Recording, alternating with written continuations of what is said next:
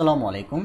এই সমস্যাটা দেখো, এখানে বলছে ইউ বেগে ভূমির সাথে আলফা কোণে নিক্ষিপ্ত কণা টি সময়ে এত উচ্চতায় অবস্থান করে। ঠিক আছে।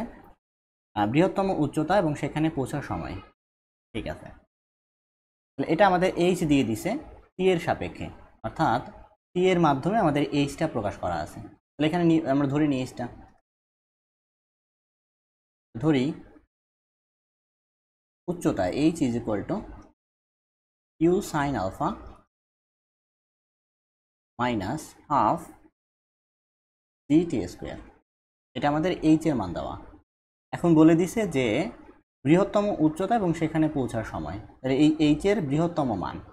তাহলে এই এইচটাকে আমাদের ফাংশন ধরে করতে হবে, যেমন আমরা যে কোনো একটা ফাংশনের বৃহত্তম এবং ক্ষুদ্রতম মান বের করছি ওই পদ্ধতি। তাহলে এইচটাকে আমাদের অন্তরীকরণ করতে হবে।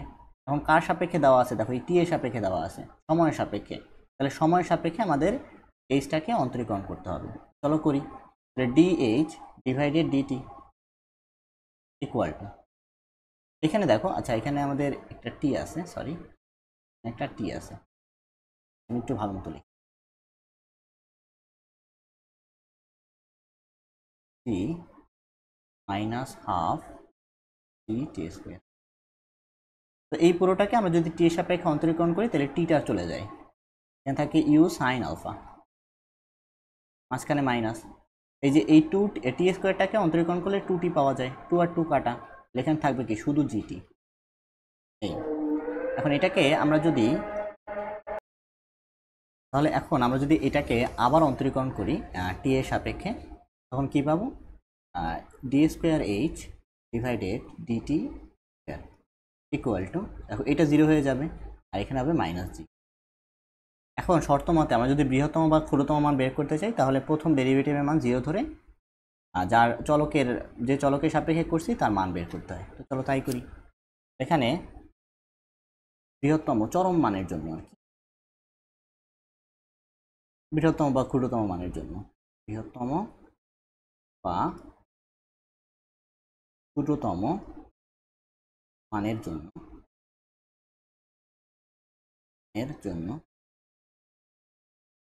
কি হবে? D h divided d t equal হবে জিরো।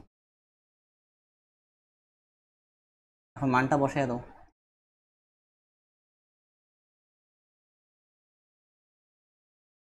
তাহলে তাহলে আমাদের u sine alpha minus g t equal zero.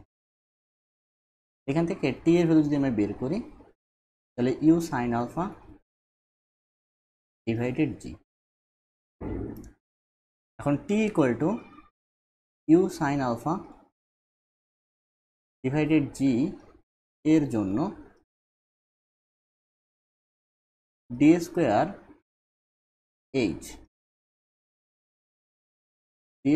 H divided D T square equal কত? Minus G. এখন তো এখানে মাইনাস জি কেন আসলে? আমরা কিন্তু টিটা আর বসাইতে পারিনি, কারণ টি তো এখানে নাই। আলটিমেটলি এই মানটা অলওয়েজ মাইনাস জি হবে। এটা কি? এটা জিরোর চেয়ে ছোট, অবশ্যই বৃহত্তম মান পাবো। এবং টি এর মানটা কত? এই যে এটা কিন্তু একটা অ্যান্সার কিন্তু অলরেডি বের হয়ে গেছে নাকি? বৃহত্তম মান, বৃহত্তম উচ্চতা, অ্যাকচুয়ালি বৃহত্তম উচ্চতা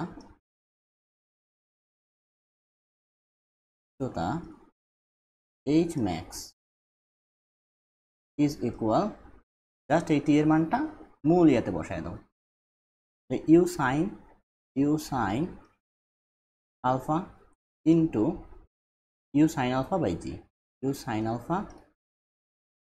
বাই জি, মাঝখানে আছে মাইনাস, দিলাম মাইনাস।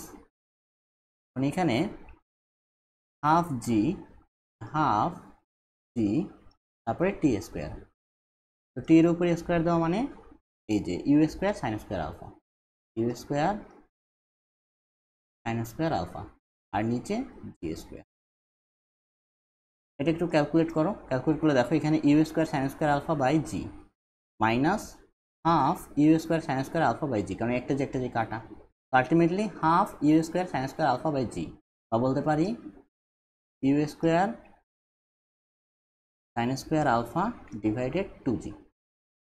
এই হলো আমাদের সঠিক উত্তর। এটাই কিন্তু আমাদের দ্বিতীয় অ্যান্সার। আশা করি ম্যাথটা বুঝতে পারছো। আমরা লঘুমান এবং গরুমানের কনসেপ্টটা দিয়ে কিন্তু ম্যাথটা করেছি।